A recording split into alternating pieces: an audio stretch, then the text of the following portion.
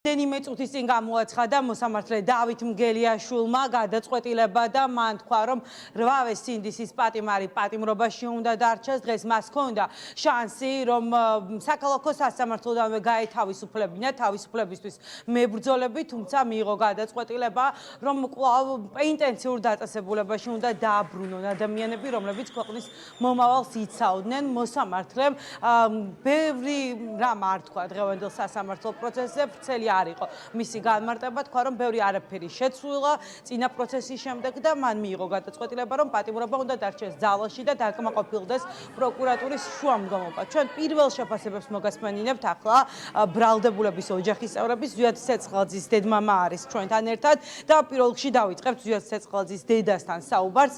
გითხარით, რა მოლოდინი ჰქონდათ თქვენ დღეს ამ მოსამართლის მიმართ გარკვეულწილად შეიქმნა განცდა, რომ შესაძლოა მას მიეღო სამართლიანი გადაწყვეტილება. რას გვეტყვით აი ამ პროცესზე, რომელიც დღეს გაიმართა 9 საათის განმავლობაში ყავით სასამართლოში? აი, მოსამართლეს ესეთი რაღაცა შევამჩნია, როცა საუბრობს ადვოკატი, სამხილები, ბავშვები სიტყვას ამბობენ, რაღაცა დადებითი ენერგია მოდის, შესვენების მერე იქედან რაწნეხი მიდის ამ კაცზე.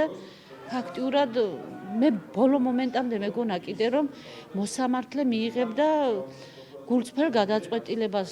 აშკარად ნერვიულობდა მოსამართლე, შესვენება გამოაცხადა და წნეხი მიიღო და თავჩაღუნული გადაწყვიტა ის, რაც უბრძანის. და სირცხვილი კიდე იმათაც, რომ აი შვილების პატრონი არიან და როგორ უნდა დაიძინონ იმათმა, რომ 19-20 წლის ბავშვებს ციხეში გაუშვებ იმის ნაცვლად, რომ წიგნი უნდა ხვდეთ ხელში და საერთოდ რა საჭიროა სასამართლო? პირდაპირ დაგვსვან ციხეში ყველა. რა თქვინდა ეს შოუ? ახლა შოუებისთვის საკმაოდ დიდები ვარ და თუ სასამართლოა, სასამართლო იყოს თუ არა და აღარ გვინდა რა ესა. პირდაპირ მიუსაჯონ და დამთავრდა რა. თამაშობენ, ეს თამაშია. ძალიან ემოციური იყო შესვენების დროს. თქვენ გინდოდათ რომ მიახლოვებოდით შვილისთვის მეთქვა რომ მიყვარყარ და მე პოლიციელმა ისე საშინლად მომექცა, არ ვიცი მე რა. არა ადამიანები არიან. მის თქვენი მდგომარეობა იმედი მაქვს, რომ ძალიან მალე ნახავთ ზვიადს და ის აუცილებლად თავისუფალი იქნება. დღეს ყველა ამბობდა, რომ ზვიადმა პრაქტიკულად ლექცია ჩაუტარა პროკურორებს. მისი სიტყვა იყო ძალიან მნიშვნელოვანი. ის ადვოკატებისაგან განსხვავებით საუბრობდა ძალიან დამაჯერებლად და არაფრით არ განსხვავდებოდა უფლებადამცველებისგან და უნდა იყოს ძალიან ამაყი, რომ ესეთი მაგარი შვილი იყო. პროკურატურამ კითხა პასუხი და პასუხი ვერ გაცა. აი საკუთარ გულში ჩაიხედეთ შენ პროკურატურამაც, გამომძიებელმაც და მოსამართლემაც. იმ სიმართლით იარეთ, რა სიმართლითაც გადაწყვეტილებებს ღებულობთ. ღმერთზე მიმინდია თქვენი სიმართლე. მადლობა. ძალიან დიდი ბატონზე თქვენც მინდა რომ მკითხოთ თქვენი მეუღლისგან განსხვავებით თქვენ თავიდანვე დილით, როდესაც ჩვენ ვისაუბრეთ, თქვით რომ იცით რომ ცირკში იღებთ მონაწილეობას და ეს არის დადგმული სპექტაკლი. არ გქონდათ მოლოდინი რომ გაათავისუფლებდნენ დღეს ზვიადს და სხვა ბიჭებს. როგორ შეაფასებთ დღევანდელ პროცესს? ნუ რა გითხრათ, მე სასამართლოს კარგად ვიცნობ, თვითონ ადვოკატი ვარ და ვიცნობ სასამართლოში რა ხდება. სასამართლო უუნარო და უუფლებო იყო და დაემატა რომ დამატებით არის კიდე კორუმპირებული გახდა ძალიან სასამართლო. უფლება არ აქვს დღეს, აი ძალიან მოლოდინები გააჩინეს. უყურებენ მოსამართლეს, შესცინებენ თვალებში, აი მოსამართლე უსმენს თუ არა ადვოკატებს, უსმენს თუ არა ბრალდებულებს, აი როგორ ღებულობს, სახე ხო არ შეეცვალა, ხო არ გაწითლდა, ხო არ ნერვიულობს. აბსოლუტურად არაფერს არ აქვს მნიშვნელობა, რატომ ვერ ხვდებიან, რომ მოსამართლე, რომელსაც საქმე ჩააბარეს დღეს, მისგან გუშინ გარანტია მიიღეს, რომ დააწერდნენ და გადაწყვეტილებას ამას გამოიტანდა, რაც გამოიტანა დღეს. აქედან გამომდინარე, აბსოლუტურად არანაირი მოლოდინი არ მქონია, განსხვავებულად ზოგიერთებისა, რომლებსაც შეექმნათ მოლოდინები, რომ აი კვალიფიციური, აი კომპეტენტური, აი რაღაც, მაგრამ ხო ვიცით ჩვენ დღეს, რომ ის მოსამართლეთ რომ დანიშნეს, მაშინვე მისგან გარანტიები აიღეს, რომ აბსოლუტურად ყველა საქმეს, რასაც დაუკვეთავდნენ, ერთის გამოკლებით. აი ერთსაც ვერ გამოაკლებენ 100 საქმეს დააწერენ, 100-ვეზე დაკვეთა უნდა შეასრულონ. აქედან გამომდინარე, ზღაპარია დანარჩენი ყველაფერი ტრაგიკომედია, სრულად ტრაგიკომედია, ტრაგიკულია ის, რაც დღეს სასამართლოს ჭირს და დღეს რაც გააკეთეს, ეგ კომედიაა რა. რა გითხრათ? მადლობა. ზვიად ცეცხლაძის მამას ზურა ცეცხლაძეს უსმენთ თქვენ პირდაპირ ეთერში.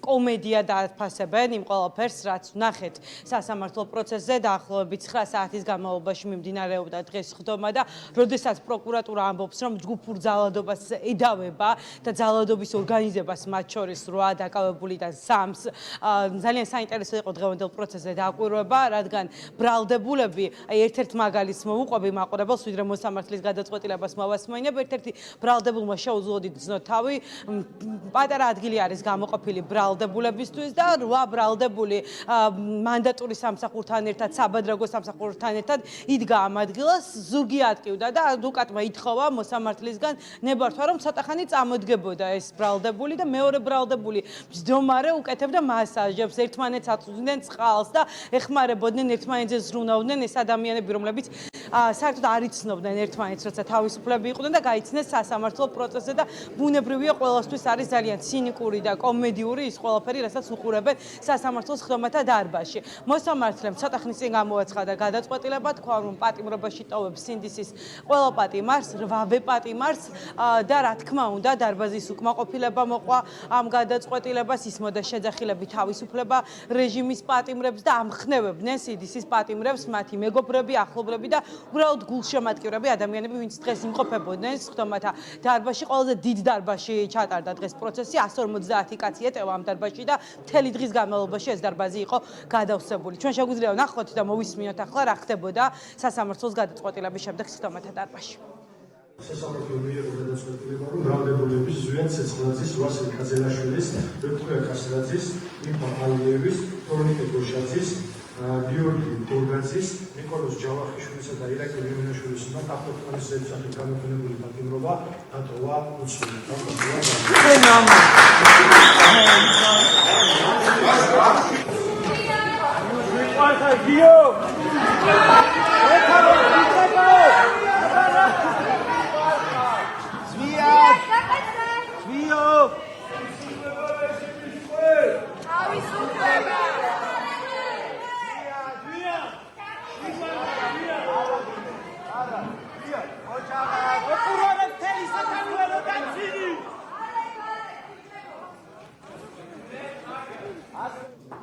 საბადრაგო სამსახური ამ წუთებში გლდანის მერვე დაწესებულებისკენ მიყავს საბადრაგო სამსახურს ბრალდებულები, 8-ვე ბრალდებული, ახლა შეიძლება ითქვას, რომ ეტაპირების ეტაპზე არიან.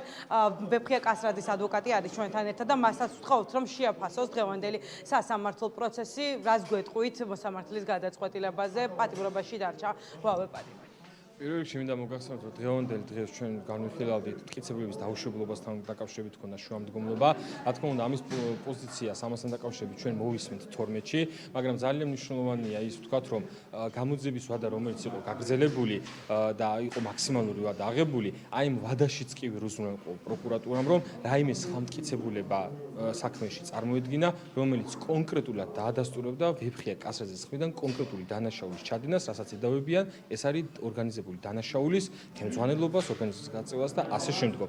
ესეთი ვერ იქნა წარდგენილი და ძალიან მნიშვნელოვანია ის ფაქტორული გარემოება, რომ ექსპერტიზის დანიშვნა, რაც უნდა იყოს მთავარი ამომავალი წერტილი პროკურატურისთვის, თვითონ პროკურატურამ უარი განაცხადა და იმ ვიდეოს, რომელიც განთავსდა Facebook გვერდზე, არანაირი ექსპერტიზა არ აქვს დანიშნული, რომ გავიგოთ რა დღეს, რა დროს იქნა გადაღებული. მაყურებლისთვის გასაგები რომ იყოს, ეს არის მთავარი მტკიცებულება პროკურატურისთვის და ბრალდებულების წინააღმდეგ, მათ შორის ვეფხია. კი ბატონო, სწორედ ეს არის საქმეში, მხოლოდ ეს არის ერთადერთი მტკიცებულება, რომელზეც აპელირებს პროკურატურა, რომ ეს არის მნიშვნელოვანი მტკიცებულება, რომელიც მისი მოპოვების პროცედურები არის დარღვეული და შესაბამისად არსობრივადაც არის უმნიშვნელო. რაც შეეხება აკკვეთი ღონისძიების გადაწყვეტილებას, მოკლედ შევაფასებ, მოსამართლის გადაწყვეტილებას არის უსაფუძვლო და უკანონო, იმიტომ რომ ნებისმიერი გადაწყვეტილება უნდა იყოს დასაბუთებული და დღევანდელი გადაწყვეტილება არ არის დასაბუთებული, რომ ის მნიშვნელოვანი ფაქტორული გარემოება, რაზეც დაცვის მხარემ ყველა წარუადგინეთ დასაბუთებულად, არ იქნა გაზიარებული. დიდი მადლობა.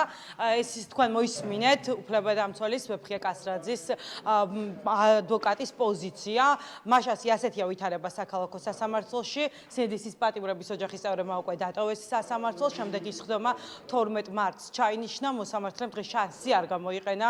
მან სინდისის პატიმრები კვლავ ციხეში გაუშვა და ისინი არ გაათავისუფლეს ხდომათა დარბაზიდან, მიუხედავად იმისა, რომ მათ წინააღმდეგ, როგორც უფლებადამცველებიც ამბობენ, არანაირი მტკიცებულება არ არსებობდა. მადლობა ნანუკა.